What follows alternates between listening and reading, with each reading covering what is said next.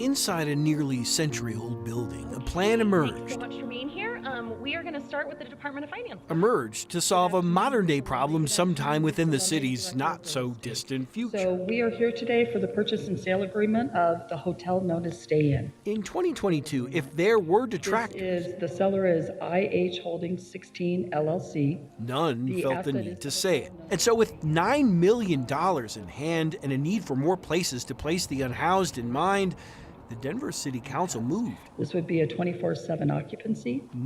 to buy out a motel once known as the Stay Inn. So the property is located just off of Peoria, south of I-70. There are 96 units. 1,200 plus days later, the $9 million hotel purchase has resulted in no leases, no residents, and no real need to publicly explain why, at least until now.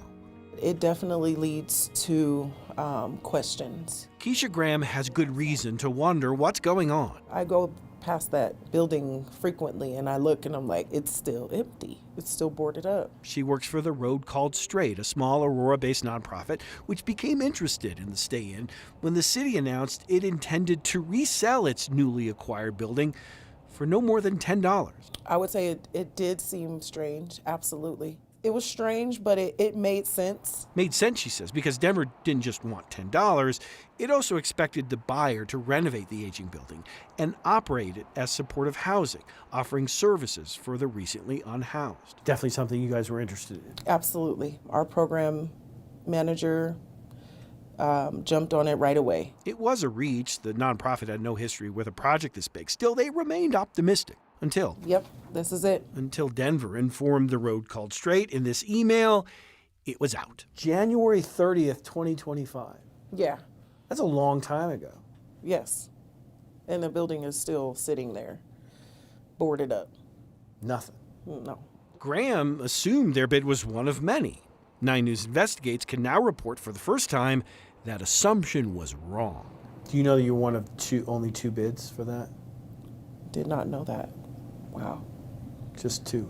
Wow. That no more than $10 deal led to no more than 2 bids. Even current city council members seemed surprised. I learned that from you.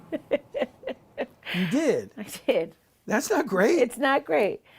I know, it's not great. Chantel Lewis wasn't on the city council when the city bought the Stay Inn, but it now sits in her district. Do you ever go by it? All the time. The city did, according to this document, provisionally award the Stay Inn to an out-of-state for-profit known as the Friendship for Affordable Housing, or FFAH. And I did notice that the Stay Inn is one of the projects that's listed on their website. But 9 News Investigates has learned FFAH, the only other bidder, is now also out. So it's just sitting there. Yeah. What do you think of that? I mean, it's disappointing. It's disappointing. Recent media reports have speculated a deal to put people in the Stay Inn remains close. When we first sought answers from the city in late February, a spokesperson told us negotiations are ongoing and the process remains open, and that we would have to wait until the procurement is entirely completed to better understand why the process had so clearly stalled. But then just days before we were to air this story, the city offered up It's a really complicated project. its newly appointed head of its Department of Housing Stability. Chris, you're right. The public needs this project to be open. We want this project to be open. Cole Chandler correctly pointed out the Stay Inn's parking lot has been home to this micro-community of small homes for years. But he admitted the building itself will not reopen anytime soon. I mean, even if we started today and move forward that process, I think we're at least 12 months out before people are living there. If anything, he says, blame the way the city funded the project under the previous administration. $2 million of the $9 million used to purchase this came directly from the feds. I think we took money to make this deal happen that had a lot of strings attached to it. One of those strings required any owner to use a lot of vouchers to make sure people could afford to live here. Back in 2021, those were a lot more available than they are today. And so a plan that might have made sense years ago when COVID relief money made many of the vouchers plentiful makes much less sense today. Even with that $10 asking price, he says, no one could afford to fill it. If we had housing vouchers, those rooms would be filled. People would be living in those rooms. And so the Stay Inn sits.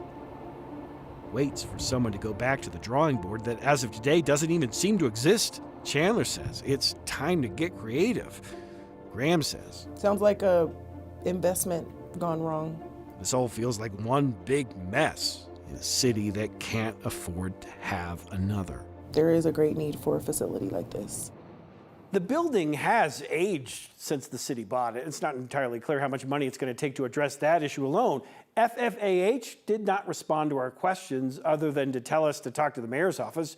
Should note that as of this afternoon, the project is still listed on FFAH website. Not clear if even they know. They're out of the running. Chris Vanderveen, 9 News.